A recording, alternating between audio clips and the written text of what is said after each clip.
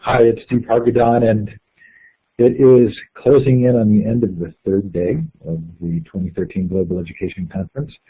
Margaret Riel is our keynote speaker tonight. Margaret, welcome. Thank you. So glad to have you here. Julie Lindsay's here, who gave a keynote last night that I missed.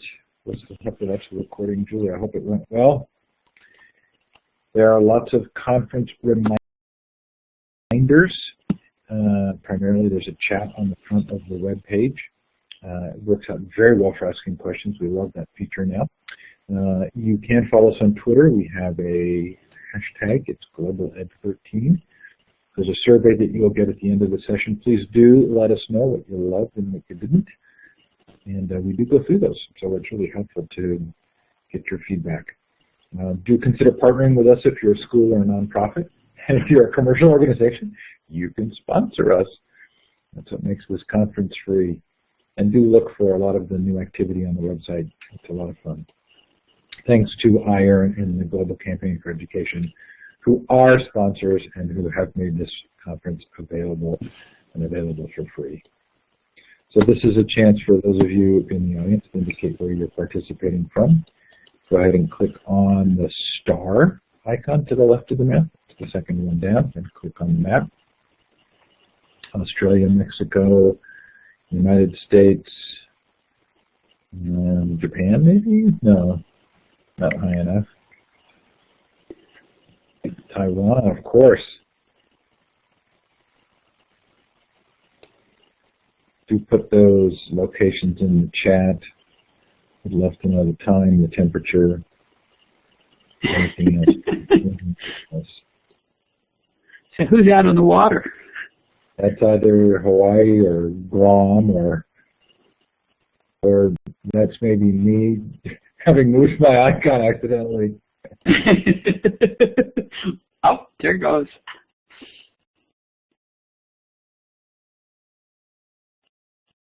Okay, Margaret, I'm going to turn the time over to you, and I'll be here if you need anything. Okay, well, it's great to see that we have people from all over the world. That's pretty exciting. And I guess that's what's exciting about a global conference.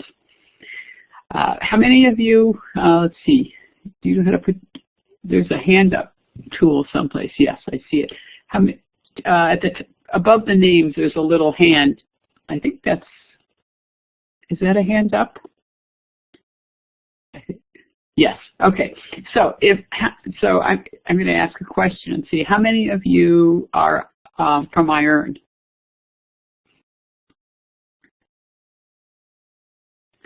Okay, 2. The rest not. Okay. How many people know what IRN is?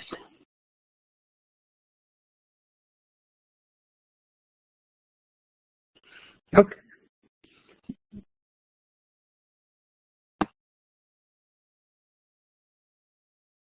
Okay, so that's about half of you, unless the other half haven't figured out how to use the hand up signal.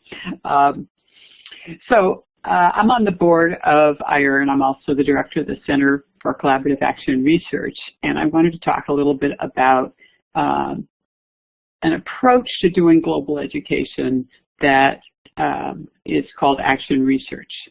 And it's a little different than other forms of research. So I really, it's almost an orientation as much as it is a project. And I'm very passionate about action research. I'm involved in a number of different community building efforts. I've seen how effective action research can be in transforming people, transforming the way they think, transforming the way they are seen by others in their setting. So I've become a very strong advocate, and the community of action researchers is growing worldwide. We recently, well, I'll tell you a little bit about some of the efforts that we've been involved in, but I want to say at the onset, my mission, my goal is to help you think about action research as naturally as you think about project-based learning. So they go hand in hand. It's the way to know when you're doing a project, when you're doing a global project, or you're involved in some kind of an activity, it's a way of knowing that whether or not you're making the kind of progress that you're intending to make. So let's talk a little bit about what an activist is and what a researcher is. Action research is obviously a blend of two roles. And so the first role is the role of an activist. And many of you are involved in taking action to create change in really effective ways. Some of you I know, some of you I don't know, but I'm guessing that you're also involved in similar kinds of efforts. In fact, we have a high school student with us, Jamie, who's in a program where they go to Panama and they help buy, I guess, a boat so that the kids can get to school. And there was another thing he mentioned that they did that was an action that was in the direction of helping the kids in Panama be able to attend school. So being involved in these kinds of actions early on and thinking about the way in which these actions can help you think differently about the world. So if we shift for a minute, okay, yeah, and building a library was the other thing. Thanks, Jamie. And if the others of you are involved in projects or activities, you might want to just throw them up on the board while I'm talking, and I'll try and keep up with them. But the second role is that of a researcher. And so while an activist sees problems, makes changes, helps others to solve their problems, and listens and is a caring and compassionate person, building a community garden is an example of that kind of compassion. A researcher seeks to understand change, thinks critically about what's happening, and not critically in a bad way, but critically in the sense of trying to be clear about what kinds of things lead to what kinds of changes. Researchers help others see new connections, plans, and possibilities, and they generate new ideas for change. So for some, it's a shift to start thinking in terms of thinking like a researcher. But in either case, when the same person occupies both roles, is both an activist and a researcher, the dual perspective changes both the activism and the research. So as I'm talking about research, try to put your own notions of controlled experiments on a shelf someplace, because action research is really very different, and you need to really be willing to think about research in a slightly different way. So and hopefully I'll be able to, well, that's not what I want to do. There. So many of you have been working in projects to change learning. These changes are likely to be linked with your values, which is important in action research. But how do you know if these projects are working? And what evidence can you point to? What are you learning each time you engage in a project-based teaching? What are you learning as the leader? So action research is a process of deep inquiry into one's practice. One's practice can be teaching, it can be learning, it can be gardening, aligned with values. So in the case of Jamie, the building a library is aligned with a value of the importance of books and resources for learning. In service of moving toward an envisioned future, building a community garden is again aligned with values about the importance of connections to the ground, and that envisioned future is where people understand how important it is to be closer to their food. So action research is a systematic and reflective study of a social change process, either in the classroom or in one's workplace. How many of you are involved in international projects?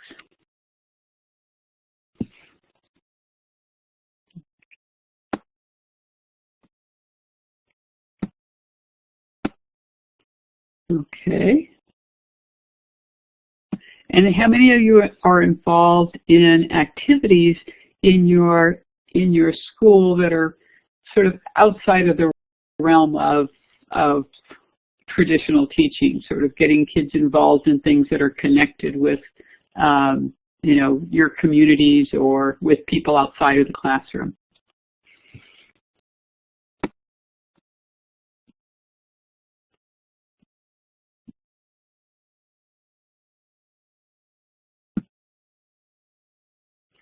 Okay. I'll keep pushing the arrow key and it doesn't move me forward. So action research takes place in cycles, which is one of the ways that makes it different from other forms of research. It's not done, other forms of research are done often over different groups. You know, you have maybe, you know, a control group and 2 treatment groups or whatever, and you're going across different schools to try to get a sense of how variables that you're trying to isolate work. Action research is different. You don't try to isolate variables. You don't have a control group, but you look at change over time. So you start by usually some kind of a value search where you think about how to find the problem, and we'll talk a little bit about problem finding a little bit because it's not as easy as it sounds. And then you study the problem. You try to contextualize it both in your setting and in the research literature. And then after you've spent some time thinking about how others have solved this problem and how a solution might work, you take the action. You actually put in place an activity that's usually very messy in the sense that it's a complex setting with lots of things going on. And it's hard to figure out what exactly is causing one change or the other change. You collect and analyze the evidence, and then you reflect on what you learned from looking at the evidence from multiple perspectives. So part of collecting evidence is seeing what the setting looked like from other perspectives. Often that's in the form of surveys or looking at behavior or asking questions, focus groups, a lot of ways at really hearing what other people experienced in this changed environment. And then you spend some time studying and planning again and thinking about what the next step, what the next evolution of this project might be, and you take the next action.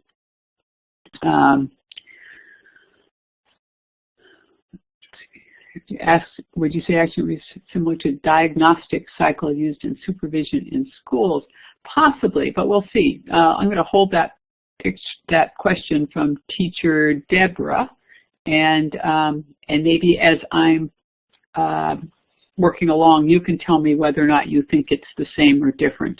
I'm hoping that we have some time for discussion. I'm planning to leave time for discussion. And so then the third cycle continues, and action research doesn't really stop. There are times at which, and I'm missing, I should have a little, arrow that says share out with others, because research is always a process of sharing what you learned with others. And that takes place, it can take place at the end of every cycle, or it can take place at the end of 2 or 3 cycles, where you take some time to tell people both in the setting and in other settings what you've learned from your action research. Okay, so I said that I've seen transformational change, and when I think about action research, I think about change on 3 levels. And so I'm going to describe these 3 levels to you as a way of helping you understand a little bit more about action research. First, there is the change that happens to the person. So the person is involved in a process of exploring and reflecting, and they're developing their identity as a problem solver. But there are also changes that take place in the workplace, changes that take place to others as a consequence of the actions that you started. And there you develop the identity of a leader. And this might not be a formal leader, it could be, but certainly an informal leader And that has consequences for both the way you see yourself and the way others see you. That's the beginning of the change process, where you will find yourself in different roles with respect to other people because they see that you're able to make things happen. And then knowledge transactions. So we have participant actions, workplace interactions, and knowledge transactions. This is what I was talking about before. All forms of research involve sharing. When you enlist as an action researcher, you agree to share what you found with other people.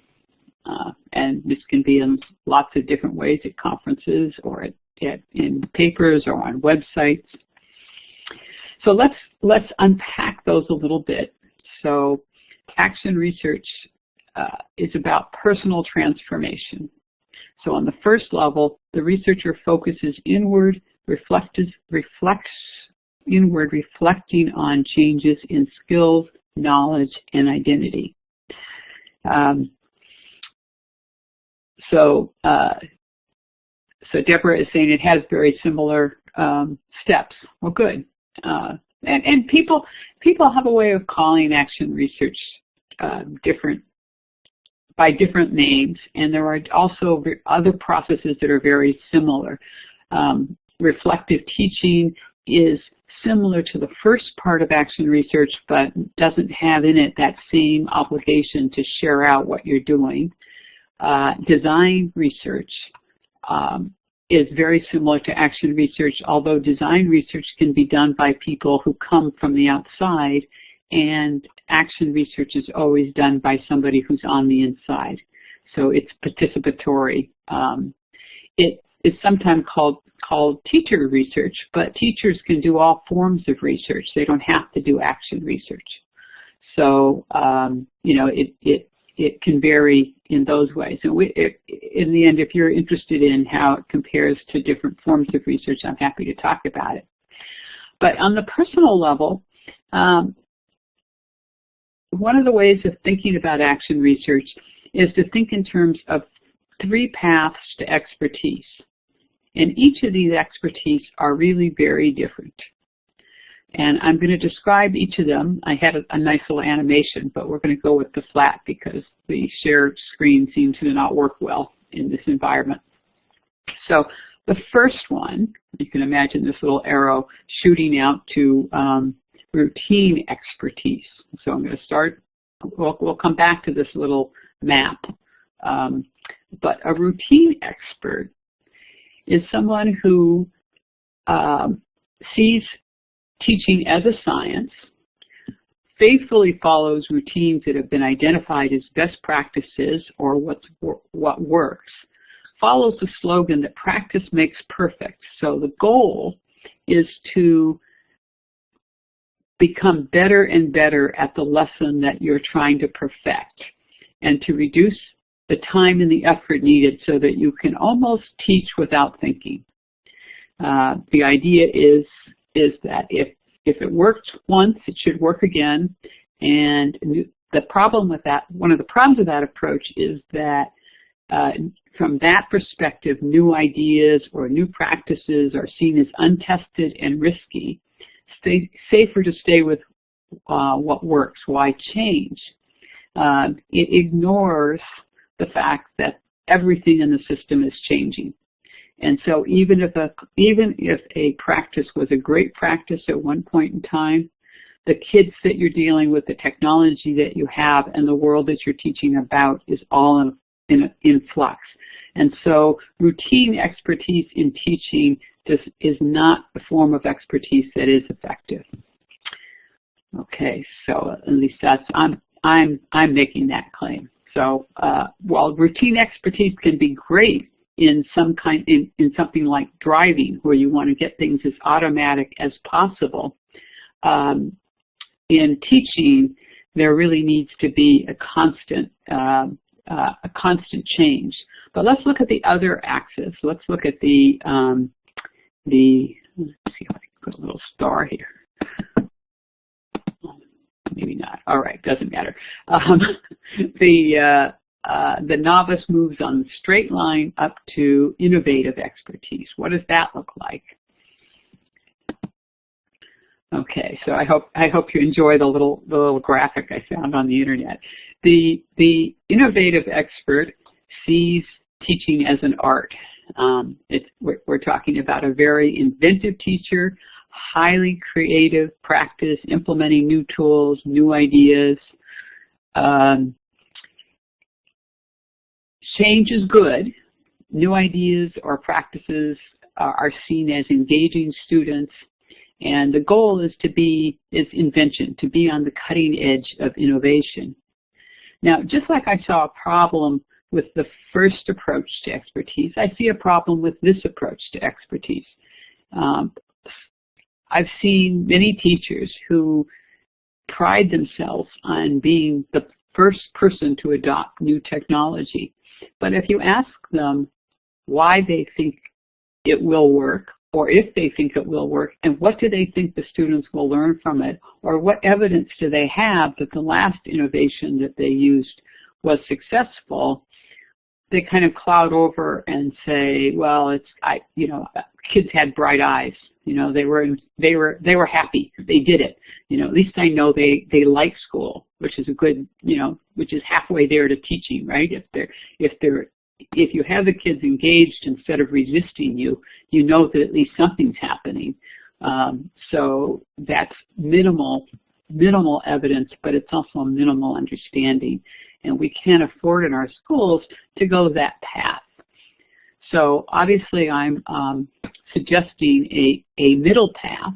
And again, this path balances research with action so that you get action research. And if we go to this form of expertise, the goal of this form of expertise is deep understanding to maintain an optimal balance between innovation and efficiency. So it's not that they appreciate all the new changes and all, but they also are conservative in the sense that they recognize that a good practice, a good way of teaching is fundamental, and tools need to be added in service of learning and not supplant learning. So it's not, the object isn't to use technology, it's for technology to shape learning experiences. So learning from and through teaching, design of new and flexible routines that are continually evaluated. So we use data to back up our reasoning for using technology for making change. It makes sense, but I admit that I have not done formal surveys. I do informal surveys. Okay, we'll talk a little bit about what kind of evidence you can collect. It doesn't have to be formal surveys, but it does have to be evidence. So, yeah, and Cecilia says that I would say you don't try it once, you make it a frame of mind, you make it a disposition or a habit of mind. If you read Dewey's book on how people learn, he's suggesting that you really adopt an action research orientation towards life. So I think that's something to keep in mind, but this willingness to hold yourself accountable for change and hold yourself accountable for understanding what were the outcomes of your change. So in the innovative expertise, trial and error is fine. They move from one thing to the next with very little clear focus on why something works or why it didn't work. The goal of adaptive expertise and action research as a path to adaptive expertise is to get towards understanding, to be able to predict. When you see a new tool, to be able to say, the underlying theory in that tool is this. And, when that approach to learning is tried, it's usually effective in these settings. That kind of an understanding is what teachers need to develop. So when they look at a new tool, they have a wealth of knowledge. They've organized what they've learned over their career of teaching so that they can make really clear predictions about how it might work or shape it into a way that it will work effectively. So let's continue on.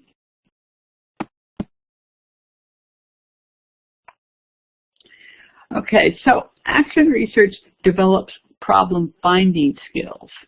Now, there is some debate among action researchers about whether or not action research should start from or be problem-based. I always think of it as problem-based. There are some people who see problems in a negative light, that a problem is a bad thing. And there's others who talk about problems as challenges or opportunities to learn. So I don't have any problem with the word problem. I don't have a negative sense to it. I think being able to find problems is a terrific skill. To be able to see problems where other people don't see them is really is one of the assets that an action researcher carries in their back pocket. So somebody might be in a classroom teaching kids, and looks like you ask them how the lesson went, and they said, "Oh, it went fine. Everything's great." And then that person might say, "Well, did you notice that only the people in the front of the room, or only the boys, or only the girls were doing this behavior?" Being able to zero in on subgroups while you're still looking at the whole, being able to see how things are working in small ways is really the talent of someone who's constantly looking for that thing that I can fix. I'm a problem solver, and I need to find problems. And I find problems by thinking clearly about whether or not my values are fully expressed in this classroom or in this workplace. If I value equity, is that value really operating in this classroom?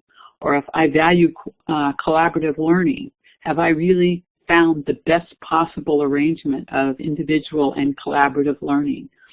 If I have values that are in conflict with one another, have I balanced them in a way that really gets the best possible outcome for both of those two values in my teaching? So it's not just the kind of problems that stare you in the face. And I haven't actually read this book. I put this up because I was trying to find a good image for problem finding, and the idea of moving from problem solving to problem finding, and that great leaders know how to detect smoke, not just raging fires, seemed to me to be the perfect message for what I was trying to convey. So I'm thankful to him for subtitling his book in that way. Let's see, are values the same as beliefs about teaching? They're not exactly the same. Does anyone else want to, Julie, you want to say a little bit more about that? Do you have a microphone?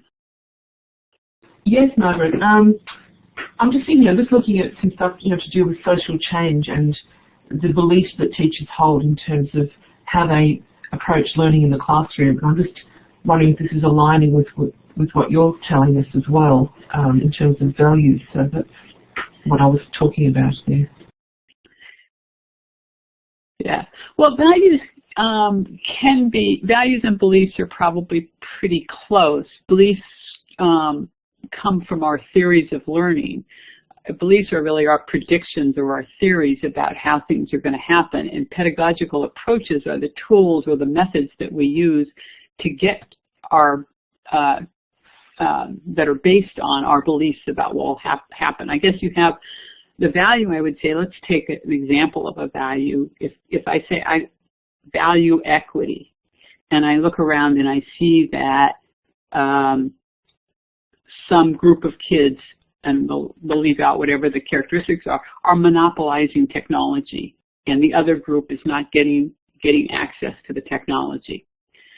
Okay, so now I've identified a problem that's driven by my, driven from my ability to see that my values are not fully enacted in the setting. So then I need a pedagogical approach that I believe will solve the problem. And sometimes we go straight forward to try to solve a problem. Like you can say, okay, well, you guys need to spend more time doing something else, and you guys need to come over. You kind of force the question. But underlying that difference is often smaller things that we haven't paid attention to. So it's what's going on with that equipment such that one group is more interested in it than another. So it may not be changing the access, it may be changing the content that will then result in a different change. And if you look at Josh Booker has a action research project where he did a technology club after school, and he found that only boys were coming. And at first he thought the problem was you just needed to market it better to girls. But when he did his lit review, he found out that girls actually like to do different things on computers than boys do. And so he changed, and he wasn't aware that his own excitement as a male with technology was getting him to create things that were more likely to be exciting to the boys. So he read, he saw what people had found that girls like to do more of on computers. He rearranged his lessons so that they included podcasts and video and design and sets, and by the time he was done, he had actually moved the problem such that made the problem go away. So we had genders balanced in his computer club. But then he kept thinking, well, I don't have any special needs kids in my computer club. Is there a way I could use the technology that would be more inclusive? So his value, he kept coming back to his value of not wanting to exclude people, and as a result, kept changing the way he approached the problem. So continue to problem solve, exactly. One of the ways of talking about action research is progressive problem solving. So the slide is up here now, is understanding the context of your research problem. So I know it's hard to get people to do a literature review, to actually read a bunch of research studies, be a consumer of research when you're not in an academic program that forces you to do it. However, I want to bring to you at least the evidence that from my students when I've asked them, what are the parts of action research that you most enjoy? What were the best parts of action research for you? A number of students have always picked the lit review. And it surprises me a little bit because reading and writing and analyzing and synthesizing research data is a really hard task. I find it difficult to do, and I know it's necessary to do when I'm writing a paper, but I find it hard. But what the teachers told me was that it changed the way other people saw them in their workplace. So when they started to be able to talk about studies and they started talking about evidence for one position or another, or one theory or another, their status in the school shifted from a regular teacher to a teacher who knows, to someone who's a leader. And that leadership then snowballed, and eventually they ended up with leadership roles in the school. And it stemmed from knowledge. So when we say knowledge is power, we don't say that accidentally. So while it's hard to find time to read, it's hard to find time to do a lit review, I know that, it is also a great way to learn. And you can't, the balance of the just acting without any attempt to seat your work in the context of what other people have done will end up having you to do more trial and error work than is necessary. Because if you actually are able to look at what other people do, you will get new ideas for what you could do, and you'll get new ideas for what kind of evidence you can collect. What's nice about action research is that it's a very creative process. You can collect all sorts of different kinds of evidence. So we should go forward so I can get to talking a little bit about that. At the second level, you are affecting transformation in others. So you're charting group change, and as I said, that your identity is often is of a leader, either a formal or informal, and usually informal leads to formal. So you start as being the team, you know, the grade level team leader or the technology innovator or the global educator, and pretty soon somebody at the district notices you're doing this and you end up in a role that has you helping other teachers in your school and maybe helping teachers in other schools. It's kind of fun to watch over the cycles the changes that takes place both to the group and to the teacher who started it. We start with a force field analysis. It's a pretty simple activity, but what it does is it is one way of getting you to think about what are the forces in your particular setting that are aligned to help the change that you want to make, and what are the forces against the change. And by looking at these forces, you have some sense of how hard or how easy it will be for you to affect the change that you're hoping to create. It's a pretty subjective evaluation because you make up your numbers, you know, from 1 to, I think this person used from 1 to 5 as a way of thinking about how hard the forces either for or against their solution might be. Another activity that we do to plan is a logic model. So what is your situation? What do you have in terms of inputs? What exactly are you going to do? And then what do you expect the outcomes to be? The short-term outcomes, the medium outcomes, and the long-term outcomes. And it is these short-term outcomes that you're going to try to measure. But you're also paying attention to these long-term outcomes as well. And another way of looking at the social setting, because it's important that you pay attention to what's going on. Activity theory is a approach in social psychology that focuses on social learning, and they talk about the different connections that are made in these various triangles. So here's your agent of change. In this case, we're talking about the action researcher, and this is the action that the action researcher is trying to take, and this is the change they want to create. And there are tools, technology,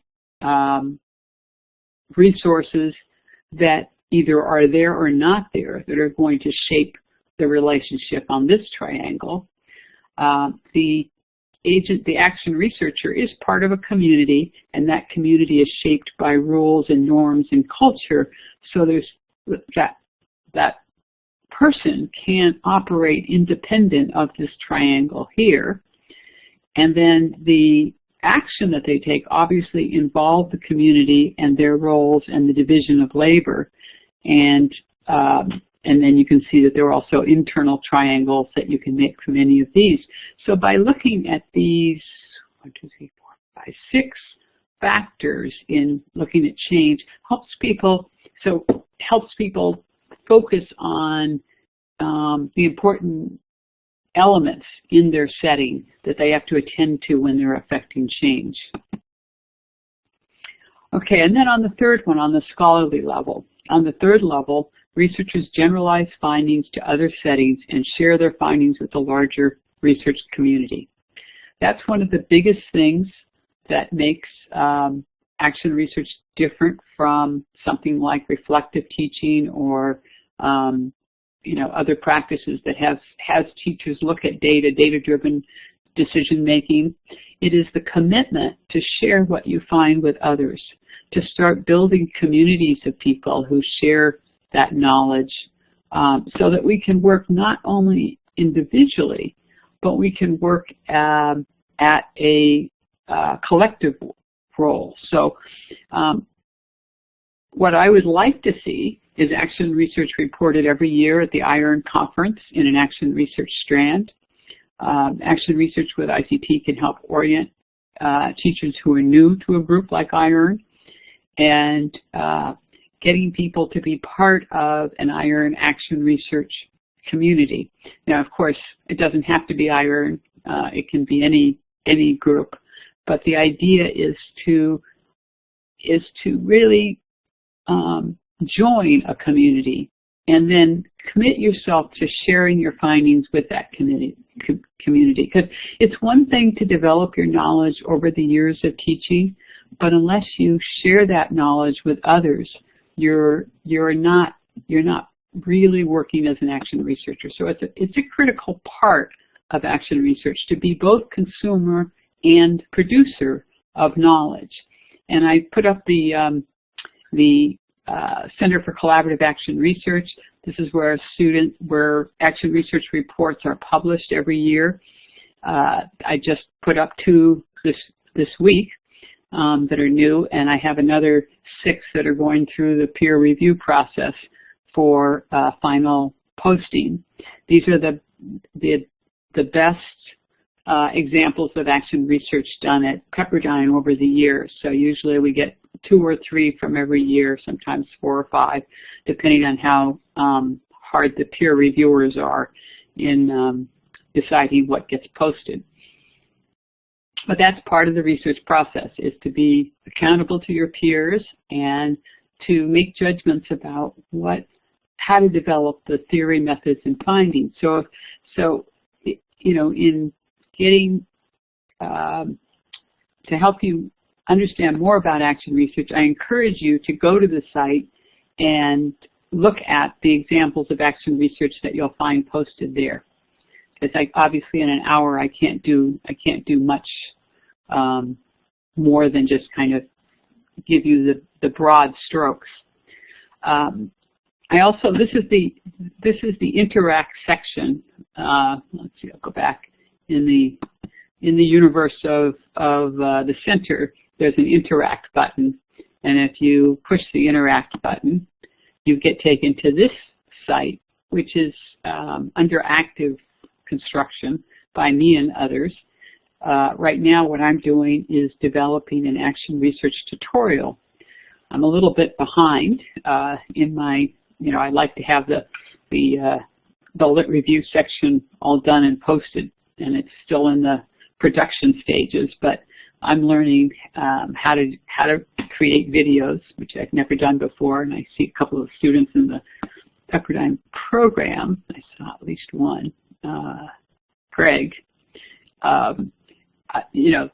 We have people do videos, but I have never actually made a video myself, other than just, with the camera I have, but I haven't done the editing and putting together of slides. And so I'm learning how to do that. And each tutorial starts with a brief video overview, and then a set of activities, and then the resources that make those activities possible. So I'm trying to create a kind of online course, an online action research course. So if you want to follow along, you're all invited. You're not too far behind. We did start in September, but it's taken me a little longer to create these. So if you want to be part of an action research cycle, start following them and doing the activities. And there's a place on this little discussion button here, allows you to start a discussion on any page in this website. So feel free to add your questions or whatever. And so what I'm going to try, this sounds too good. Yeah, this is what I'm doing in retirement, is I stopped being paid to teach, so now I'm teaching for free, and I'm enjoying it. I knew there wouldn't be enough time to talk about learning circles, and learning circles is something that I feel really almost as passionate about as I do action research. So I did have to put, and I managed to put them together as action researchers' learning circles. Learning circles is a form of collaboration. And if you're interested in collaborative learning in your classroom and you want a different way of thinking about how you might collaborate halfway between dividing up the tasks among individuals and then just coming together and putting it and brainstorming real collaborative work, but with one leader and one group. You want to find a way to put those two models together, just like I put the two paths together to find action research. I encourage you to go to the Learning Circle site and look at some of the videotapes that are there, because I knew I wouldn't have time to do it. In fact, if they get me started, you won't be able to stop me, so I'm going to go on to the next slide. So the benefits of action research is a deeper understanding of the consequence of actions, increased listening, hearing, and acting on the ideas of others, changing self to change others, and that's the increased listening. I'd say that's one of the strongest outcomes of action research is people learn to listen to other people, not just to listen, not just to sit there and hear what they say, but to actually listen with their whole mind. And then they realize that often when they start, they're all about changing other people. There are all these people who aren't doing what they should do, but they end up finding out that they have to change themselves to change other people. And that kind of realization happens almost for all of them as they're working. Shared evidence of sharing the evidence of change and adopting the identity of an action researcher. New identities change you. So, what are you changing? How will you document it?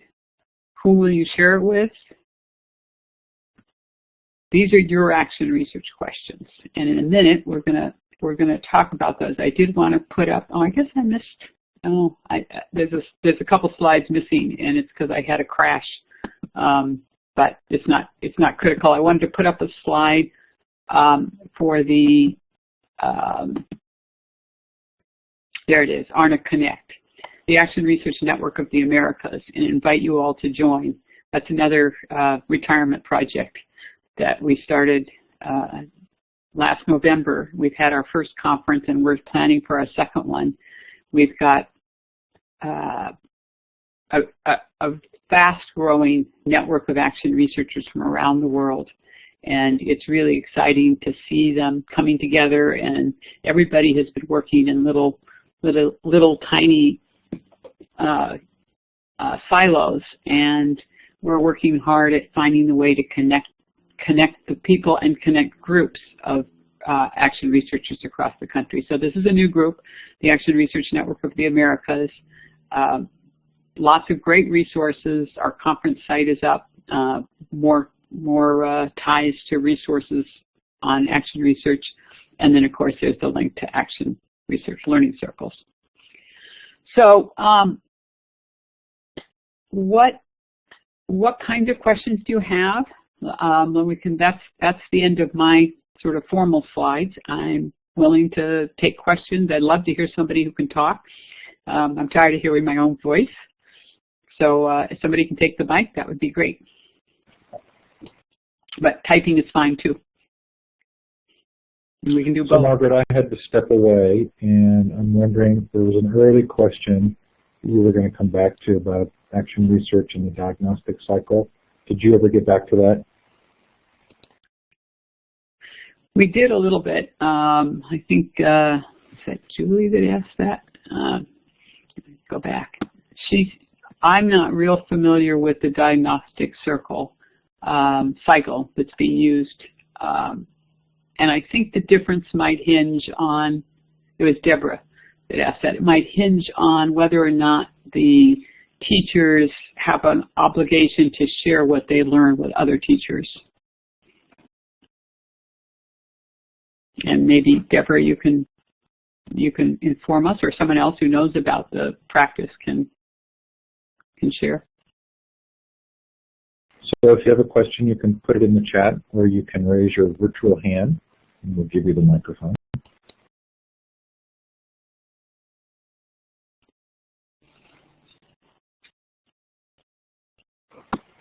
Julie, of course, you can take the mic. Okay, thanks, Dick. Margaret, I'm just wondering, and I know that Lisa Jobson's in the room, and I know Diane's there as well. I'm just sort of thinking out loud here. What, in terms of joining people across the world for action research and really focusing on methodology to do this, and as you've been describing for us, And can you give us a sort of a potted history or a sort of what's happening right now? I mean, in your world, how many people are actually doing this, and how imperative is it in your view that more people are doing it? And you know, perhaps some simple steps to really get started with this. Apart from, you know, I know what you've told us is great as well, but some simple sort of strategies to get started. Okay, and who is that I was just talking? It's me, Julie Lindsay. Oh, Julie, okay. Well, that's a great lead-in for another project that I'm doing in my retirement. 4 of us have just signed a contract, or we're signing it this week, to write the International Handbook on Action Research, where we are going to try to survey what's going on across the world in terms of action research. So we're going to use the networks that we've been creating and that we have created to try to get people to share, you know, find the places that we don't know about. We know of a lot of the central places where action research is being done, and there are maybe 5 or 6 really large networks like the one that we've just started.